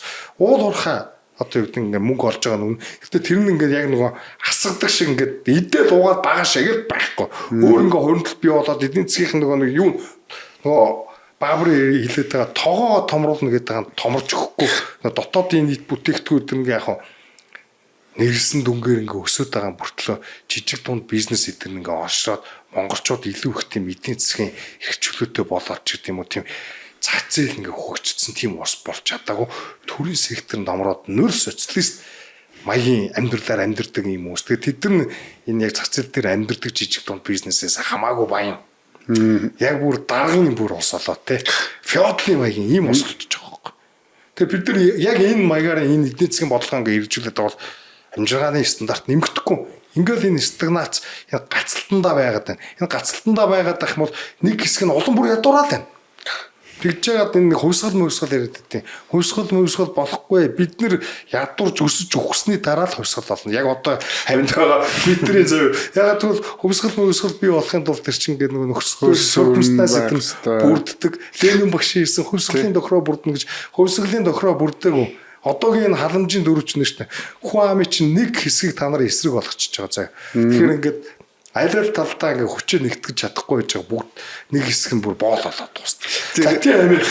Нэ яг тийм. Африк бүгд тий. Одоо тэрийг бол бид нар бүр нүдэрээ харсан шүү дээ. Сошиал дээр одоо найзуудаараа тоглоом хилцэцгээжлээсэн баг. Тэ ковидын үед нөгөө хөл хорин гэсэн чинь эдийн засгийн сүүлээ өвтө солиороо тэ наад хийлт мэлээ нээгээч гээд ингэжсэн хүмүүс чинь 300 мянган төгрөг танахаар болсон чинь за бас нэмэгдээ өвчлөл нэмэгдээд байгаа бол хэд хоногдоод тийсэдэ гэж. Энэ одоо энэ сая энэ тамхины тэр онцгой албан татвар нэмэгдүүлэх чинь номин хэмлээ.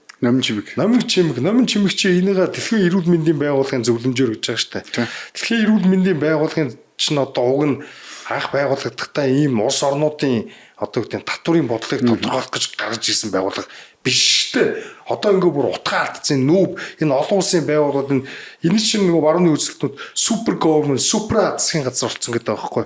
Өөрөлдвөл ингээд ийм энэ чинь глобализм гэж ярьдаг шүү дээ. Дэлхий бүгдийг ингээд нэг удирдлагатай болгоод улс орнууд ингээд нэрийн төдий байгаа засгийн газрууд ингээд байж байгаа ч гэсэн цаана том гүрнүүдийн одоо үгдийн лобби нөлөөгөөр тэр олон улсын байгууллагууд ингээд жижиг улсын засгийн газруудад яаж ажиллахыг ямар бодлого боловсруулах нь ингээд тодорхойлж өгдөг болцсон.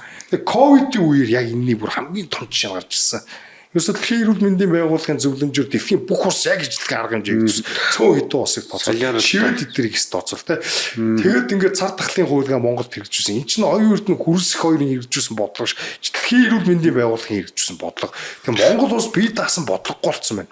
Тэгээд одоо ингээд тамхины хуулийг татварыг ингээд нэмэгдүүлж ингэдэг чинь тамхитай ч холбоотой ш. Энд чинь манай улсын татварын бодлого, эдийн засгийн бодлогыг цаанаас нь залуудад чиглүүлж эхэлж байгаа гэсэн үг. Тэгээ энэ маягаар одоо ингээд жишээлбэл G7 гэдэг уурсан ш. Тэ их 7 уурсан ш. Тэ их 7 уурцаад жишээлбэл 2020 онд жишээлбэл уурцчих тань гэсэн. Одоо ерөөсөө энэ дэлхийд байгаа энэ улсуудын татварын хамгийн бага босхийг бүгдийг нэмэгдүүлэх ёстой. Тэр одоо Монгол улсын татварын хэмжээ хэд байхыг тэд нар шийднэ гэсэн үг заяа. Бүгд социалистууд ахгүй тэр чинь. Европын социалистууд болон Америкийн нэгдсэн улс. Энэ маягаар одоо улс хуучин ингээд улс орноос улс орн руу ингэж капитал урсдаг, зүхтдэг татвар их болонгууд тэр нөгөө хөрөнгө аваад өөр улсад очиод бизнес хийдэг ингээд ийм эрх чөлөө байдаг байсан бол одоо тэрнийг бүгдийг нь үгүйх гээд бүх улс орнуудыг одоо ингээд татварын нэгэн жигт болгонгууд Европ ч юм уу Америкчууд ингээд өөрсдөө хөрсөлдөх чадвар хадгална. Яг тэр илүү капиталтай. Бид нэр капиталгүй ядуу улс учраас өндөр татвар тавингууд өөрсдөө эдийн засгийн хориг тавиад хөрсөлдөх чадвар нь унана. Ингээд тэд нар өөрсдөө хүчтэй улс хэвээрээ үрдэд бид нар дандаа хуралдаж ертөнцийн улс байдаг. Ийм чин цаад бодлого нь ийм байхгүй. Ер нь эн чин манай монголчууд шүү дээ. Зөв өөрсдөө арчаагуудаа ч зовоод байгаа юм ш. Бид нар жижигхэн улс учраас том гүрнүүд чинь энэ улс орнуудын хооронд чинь мөнхийн өрсөлдөөн байгаа гэдгийг бид нар мартцсан байгаа. Тэр хэд чи аман дээр дэлхийн нэг одоо юу гэдэг хүн төрлөختөн сайхан байхан гэж яриад байгаа ч гэсэн үгүй. Тэд нар чинь тэнд өөрсдөө төрийн хүчлэг байдал павра хадгалаад бусад улсуудыг дандаа юм хоцрогдсон ядуу буура байгаасаа тэгээд тэдэр дээр очиж ингэж taken advantage давуу тал дандаа тэрүүгээр нь хийж байгааг дандаа л хүсэж байгаа. Энэ одоо олон улсын харилцаад мөнхийн их тайван тогтсон бүгдээрээ ингээ гоё нэг ертөнц олсон глобализм гэдэг чинь худлаа хөөе. Энэ өрсөлдөөнд ялагдж байгаа улсууд мөхөд сүрээд алга болно. Хүн төрөлхтний түүх одоо ингээд иргэншил бий болсон үеэс хичнээн үндэстэн байв. Хэдэн өнөөдөр байна. Бид нар өнөөдөр ингээд бас Монголд ингээд өдөө хүртэл оршин тогтнсон байна. Бас нэг өрсөлдөөн одоо удахгүй энэ үг дээдс маань ингээд бидэрт амьдрах орон зай үрдээгээд ингээд өнөө хүртэл бид нар ингээд байлгсан тэр бүхнийг бид нар энэ барууны хүний эрх арчлагч либерал гэсэн социалистуудын үгээр ингээд устгах гад байна уу? Ер нь удахгүй. Тэгэхээр манай улс өрсөлдөөн тэсэж үлдэхгүй юу гэдэг. Энэ чинь зөвхөн өнөөдөр нүүб Монголын тусгаар тогтнолыг одоо юу гэдэг хүлэн зөвшөөрч учраас бид нар одоо мөнх оршно гэсэн үг биш дээ. Одоо энэ- Дэлхийн дэг журам өөрчлөгдөн, эдийн засаг өөрчлөгдөн. Бид нар хүмүүсийн боол олоод тэгээ сүрэл мөхөх хөв тавилан руугаа явж бас болно шүү дээ. Одоо энэ нэг жишээн дээр бас харагддаг шүү дээ. Мөнгө угаах, терроризмтэй тэмцэх гэж амар том төсөл байна те. Ингээл Монголын банкуудыг ингээ бүгдийг хяндаг те. Тэгэл нэг иргэний нэг одоо энэ банк магныг гүйлгэж аягүй төвөгтэй болсон юм билээ. Би нэг дээр нэг 20 сая төгрөг дансандаа хийх гэсэн чинь яг нэг үйлчлүүлэгч маань одоо би бас ингээ тайлбарлал зүгээр. татвар даатгал ингээд байна. Би ингээд юугаар өгчөө гэдэг өгөхгүй юу ингээ бэлнэр өгчөө гэдэг. Тэгсэн чинь гэрээгээ авчирч банк надад. Тэгээ нотол орлого. Одоо бүр нөгөө төрийн алба шиг болсон биз нөгөө нийтийн албанд ажиллаж байгаа хүмүүс чинь өөрсдийнхөө орлогыг нотлон нэгээд тэгэхээр ингээ бүр алхам Тэр чи дуртай одоо банкудад зөв хүн 20 саяас дээш гүйлгээ хийх юм бол энэ ямар хүн гэдгийг мэддэг шиг бид ер нь хамаг орлого зарлага одоо ингээд хямралтанд орсон байхгүй. Тэгэхээр одоо юу гэдэг бид нар нөгөө боол болж гин барлаг болж гин ахаад бидний нөгөө нэг далд байгаа нэг те нэг юу гэдгийг нэг төрд мэддэхгүй байгаа бид нар нэг арай нэг хийж өөрийгөө болгож байгаа зарлиг маань хүртэл төр ингээд бүр хянах гэдэг чинь банкар дамжуулаад хэрвээ банкыг тэр үйл ажиллагаа хийхгүй бол банкны тусгай зөвшөөрлөлийн зурцалдаг тэгээд төв банкнаас ингээд чангалдаг. Тэгэхээр одоо хамгийн нэг юм бас муухай харагддаг юм энэ юу гэдгийг энэ одоо G7 гэдэг юм уу дэлхийн эрүүл мэндийн байгууллага төв банк, Монголын төв банк гэл те дэлхийн банк гэл эдгээр чинь тийм олон валютын сан маань гэдэг чинь мөнгө угаах терроризм гэдэг зүйл эн чинь ерөөсөө тэр chaos ерөөсөө хий хоосон зүйл байхгүй юу? Одоо ерөөсөө жинхэнэ хамгийн их мөнгө угаадаг терроризмыг санхүүжүүлдэг хүмүүс чинь өөрсдөө Лондон, Нью-Йорк, Америк, Шанхай, Хонконг, Америк, Вашингтон одоо тэр бүхий л хулгайч одоо бид нар ингээд Путинийг хулгайч гэдэг. Одоо манай Испаер элбэгдэрч ингээд дэлхийн шилдэг энэ Зеленский гэл топ хулгайчтай шүү дээ. Одоо энэ сүрцэн улсуудын тий одоо ингээл Орос, Монгол ингээд нэг хэдэн хөлгөөнж бүгднгийнх нь өөрөнгө тэр Нью-Йоркд байгаа шүү дээ. Тий. Тэгээд ингээд том хаус авсан тэр үл хин чалгадаггүй. Зүг тэд нар кэшээр энгийн иргэний болохоор тэр чинь зүгээр ингээд кэшээр олонгууд нь бариад авдаг хөө. Тэд чинь зүгээр кэшээр юм уу алтаар аваачаал алтны гүйлгээ ихтэй. Тэд чинь тэгэл дипломат паспорттой эсвэл хүүхдийнхээ нэр дээр очиод нэг компани байгуулчихна. Тэгээд эдгээр чинь бүр ингээд улсын бүртгэл дээр ог нэр мөрөөр солилцсон байт юм байна. Дараа нь одоо нөгөө бас энэ Америк юу чинь ингээд одоо Google шууд гараад ирдэ штэ. Одоо ч элбүүдэр чи хаус маусал бүгдээ гараад ирдэг. Сайхан бэлэн бол тэр нэг юу муутай хаанч гэлээ ингээд бид нар гаргаж үзүүлжсэн штэ. Тэгэхээр тэр мөнгө угаах терроризм бас л ядуусаа. Гэхдээ тэгэд наад одоо ч л элбэг дорж баяр маяр эдэр чинь ингээл энэ нэг Орос Украин гэл энэ дэр бүр нэг юм эрүүл угаанаа алдаад бүр хорж чарлал байсан штэ нэг хэсэг. Яагаад вэ? Шалтгааны нь би тэгж боддог. Эдгээр чинь Монгол улсаас маш их мөнгө улгаасан хүмүүс. Америк эдгээр тавьячаад ингээ хаус маус ингээ болгоцсон. Тэр цаана нэштэй жишээлбэл ингээ тэтгэж чи хулгай мөнгө гэдгийг бас мэдж байгаа. Гэтэ ингээ хүндхгүй гэдгийг биш үү? Асуудал ярьж. Жишээлбэл хэлбэгт орж Америкийн талд Украиныг дэмжиж ойрлж өгөх юм бол за энэ манай хүн энийг ингээ тойроод гарчий гэсэн байдлаа ингэж иймэрхүү байхгүй. Эдний хамаг өмч хөрөнгүүд баярын биш та хамаг өмч хөрөнгө Америкт байгаа. Хүүхдүүд нь Америкийн иргэн болцсон заяа. Энэ муу улгайчуудад ямар юмны Монгол улсын ирэх ашиг. Тэр Орос Украин одоо юу гэдэг Орос одоо Украины дараа Монгол руу дайр маарна гэж ярьдаг чинь шаал худлаа. Монгол руу Орос дайрах шаардлага байхгүй. Монголыг байхгүй болгыг бол Оросын холбооны ус зэрэг ашиглахгүй заяа. Шал өөр аргачлалаар үрдсэн. Гэтэ Монгол Орос өөрөө Оросын хөвд заналхий биш байхгүй юу? Тийм учраас Монгол руу тийм бодлого хэрэгжүүлэхгүй. Дээрэс нь одоо би Оросын торол морол гэж намайг гүтгэж магадгүй. Гэтэ монголчуудын үед нь штэ. Яг Орос хүмүүсийн үед нь штэ. Одоо юу гэдэг нь тэлэгч гэдэг юм уу тэр over stretching бодлого гэж байхгүй. Одоо expansionary бодлого гэж байхгүй. Өөрөөсөө болгоомжтой шүү дээ. Хэд том газар нутагтай энийг over stretching проблем гэж үүдэг. Энэ том газар нутгаа хяналтандаа байлгах нь тэдрүүд маш их зардалтай байдаг байхгүй юу. Тэгэхээр яагаад Украин руу орсон бэгүүд Украиныг Европтой буфер хിവэр нь байлгахгүй бол Оросын аюулгүй байдал алдагдана гэдэг үүднээс Украин руу орсон болохоос ш Украиныг зүгээр одоо юу гэдэг даарлах гэж ч гэдэг юм уу те тэр Зеленский үзий яддаг та ч юм уу тийм биш те. Тэгээ Монгол улсын хувьд бол монголч нь Оросын хувьд бас буфер байх ач холбогдолтой. Хятадаас Монгол жишээлбэл Хятадын талыг баримтлагдаг засгийн газар гараад ирэх юм бол Оросын энэ одоо энэ хил бас тодорхой хэмжээнд аюулт орно гэсэн ийм их гүрэн чинь дандаа л ингээд нэг ийм өөрийгөө хамгаалах гэсэн ийм бодлогод хэрэгжүүлдэг. Тэр нэг наваа нэг Сталины ярьцлагад орсон чинь сүүлийн хэсгийг катлцсан байлээ. Би уг нь айгүй их юм ярьсан. Тэгээ катлцсан чи их туг нь харагдчихлээ. Жоох ухаантай хүн бол яриг нь танцсан байх гэдгийг бол ойлгоно. Би тэрэн дээр Сталин Монголыг тусгаар тогтнуулсан гэж ярьсан. Гэхдээ би Сталин сайхан сэтгэлийн үүднээс тэгж тусгаар тогтнуулаагүй шүү. Энэ бол Оросын геополитикийн ашиг сонирхлын үүднээс Монголыг тусгаар тогтнуулсан гэдгийг бол дурдж өгсөн их гүрэн улс орнуудын хооронд сайхан сэтгэл, муухай сэтгэл гэж юм байдгүй. Энэ чинь найз нөхөр тийм холбоо байхгүй. Төрүүдийн хоорондын холбоог гэж ашиг сонирхол байдаг. Энэ реализм би энийг л ярьсан. Тэгэхээр би Сталин Монголыг тусгаар тогтнуулсан гэж тийм агуу хүмүүс багш гэж тийм яриад тэрнийг бол мошигжээ. Одоо яг тэр төрөж минутанда багтаагүй болохоор тэгээд энэ манай телевизийн найруулагч эдэр чи яг одоо ингээд нөгөө минутанд багтахгүй болохоор ганцхан чинь эфирээ цагаа авсан байгаа. Манайх өөртөө яг алийг нь танах байггүй юу гэдэг нөгөө орсон зочин эдэрээс асуудаг болохоор тэгээд ингээд дураараа танахтаа миний яриг авчиад нөгөө Сталиныг зүтгэж байгаа юм шиг болгоно гэж чиглэл өөрчилсөн юмсан. Тий одоо тэгэл биднэрт ойрхон жишээнүүд байж л шүү дээ. Одоо бид нарыг даралж исэн манж гэдэг улс өнөөдөр байхгүй болцсон л байна тий. Тэр улс яаж ийлээ манай өндөр гэгээнийг совингоор нь хулсан утгаар совингоор нь хулж л байсан тий. Энэ улсын хурал яг үүндээ нэг Монголоос сүтгэж юм уу энэ хорлчийч гэдэг санаа бодолтой гişүүд байхгүй л баг. Гэхдээ мэдхгүйгээ гайгаасаа болоод ч юм уу эдний хорлыг гэсэн бас бодлого байхгүй. Юу нэ штэ. Энэ ямар ч авилгач улс орны хорлыг гэж бодоогүй заяа. Бодоогүй. Энд чинь зүгээр нөө хүний юм сул дорой байдал гэж байдаг байхгүй. Өнөө маргаашийнхаа асуудлыг шийдвэрлэхийн тулд ч гэдэг юм уу худалддаг, коррупц болдог. Ер нь муу санаатаагаар устгахыг гэдэг юм биш. Одоо манад ингээд чиглэл энэ элбэгд орж морж гэдэг шиг адаг шааруудыг нэг хужаагийн ирлээс гэж монголчууд ихтэй ярьдаг. Үгүй. Монгол заавал муу хүн байхаар хужаа байх албагүй заяа. Монгол мөртлөө новш хогнууд зөндөл байдаг байхгүй. Энийг бид нар хүлээн зөвшөөрөх ёстой. Монгол хүн гэхээр сайхан хятад хүн гэхээр л муугаа гэсэн юм байхгүй.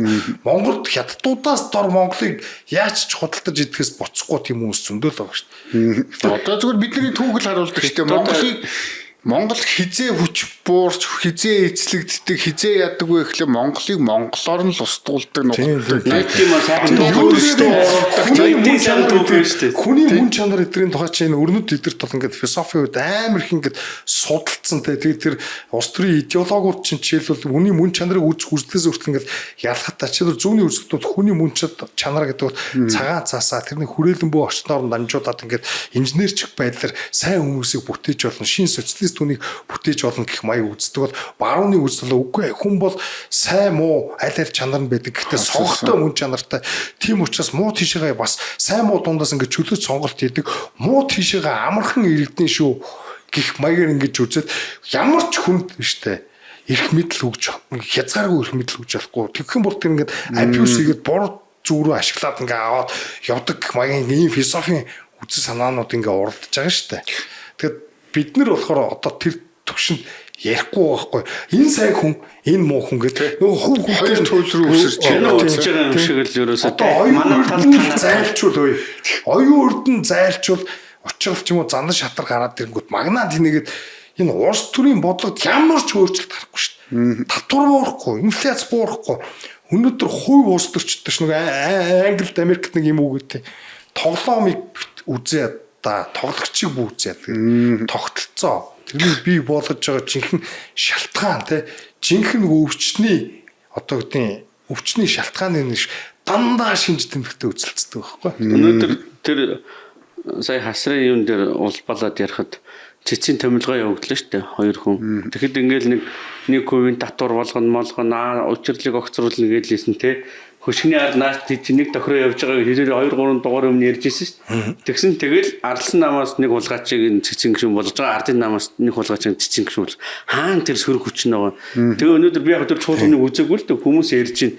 Хэн ч хүмжлэхгүй нэг чинь. Тэгэл ингээл аль намынхаа бүлгэр тохирцсон хэн ч хүмжлэхгүй шүү. Тэгэхгүй л учрлын засаг унах гэдэг хүүг шүүмжлэлд өртөх гэдэг. Одоо ингээ хэдүүлээ сайхан нийлэл хулгайгаа хийгээ явъя гэж л хүмүүст харагдаж байгаа. Улс төрийн яг энэ сонгодог ойлголтоор сөрөг хүчин гэдэг чинь парламентын цөөн гэж яг хэлдэг байхгүй. Ямар нэгэн тогтсон төр эстаблишмент ямар нэгэн дэглэм биш үү. тэрний эсрэг байгаа нэгдсэн зохион байгуулалтын улс төрийн хүчнийг сөрөг хүчин гэж хэлдэг байхгүй юу.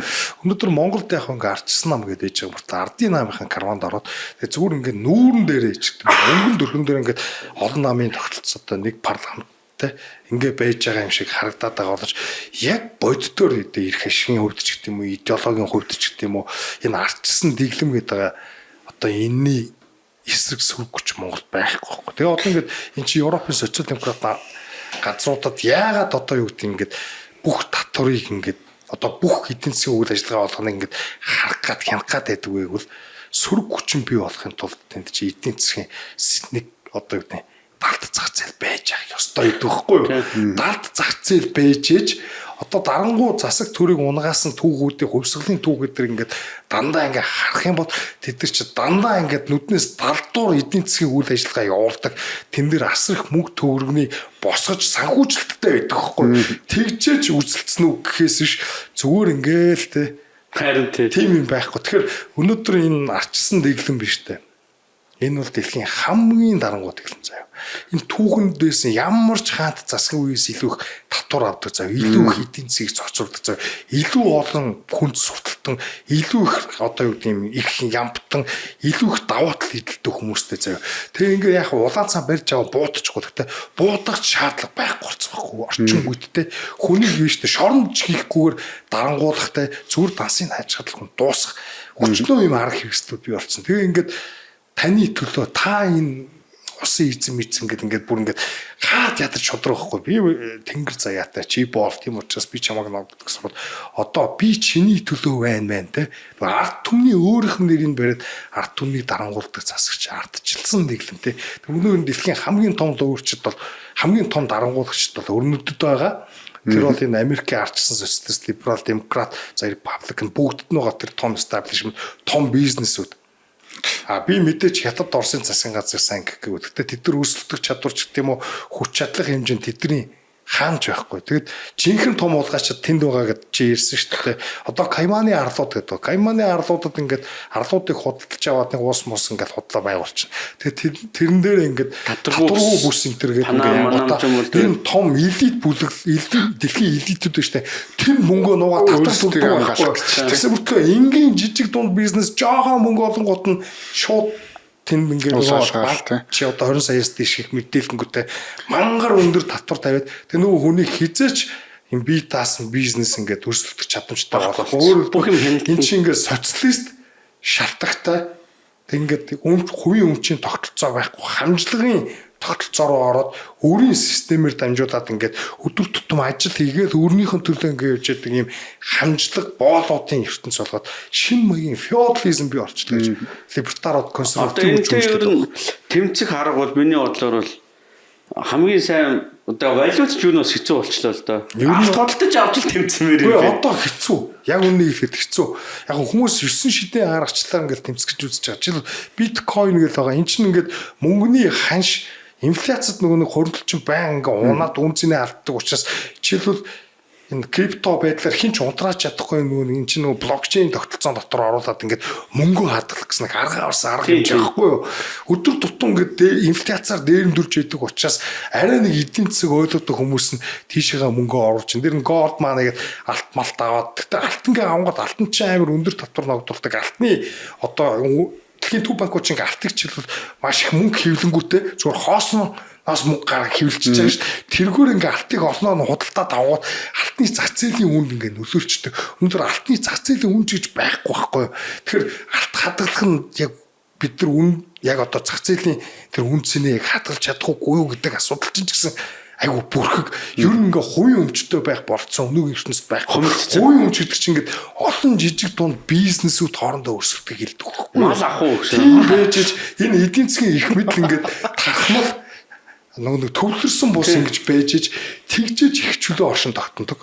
Тэгээс биш үндсэн хуулийн дээр та эрхтэйгээ бичснээр байдаг байхгүй. Зөвхөн үндсэн хуулийн дээр хүний өчнөө эрх байгаа. Венесуелийн үндсэн хууль бүр хүний хамгийн олон эрхийг хуурчилсан үндсэн хуулиас өгсөн. Тийм тэгээд тэр их болгон тэр нэг халамж хөх тухай санаа штэ. Манай нөгөө сэтгэлээр бичээд идэг коммунист нийгэм биш үү? Шийдлээ чигээд байдаг шиг. Коммунист нийгэм яагаад тийм урд бий болоогүй том одоо юу гэдэг дарангуулыг бий болгосон байгуул эдийн засгийн бүх эрх мэдлийг зөвлөлтийн төвлөрч чадсан даа штэ. Тэр Троцкигийн хэлсэн үг штэ. Урд нь одоо ингээд ажил хийгүүд ам тосно гэж хэлдэг. Би мартцсан нэг юм үг өгдөгсэн бол одоо хэн үгэнд орохгүй тэр хоолох өгдөг ийм зарчмаар орлуулж ин жилүү. Би энэ үгийг мартсан байсан. Троцкигийн энэ үг ямар ч гэсэн төр ингээд бүх үр дүрлийн хэрэгслийг ингээд эзэмшээд ингээд бүх эдийн засгийн амьдралыг менежмент хийгээд ингээд эхлэхээр өстой хязгааргүй их мэдлэлтэй болд юм байна. Энэгээр хэнийгч жоо үгэнд орохгүй байгаа бүхнийг хоолгоо болгох. Тэг өчнөө хүмүүсээ голодомор гэдэг тэр коллективизацийн үеэр өсгөж алхаагдсан. Тэр их мэдл чи эдийн засгийн их мэдлийг төвлөрүүлсэн даахгүй.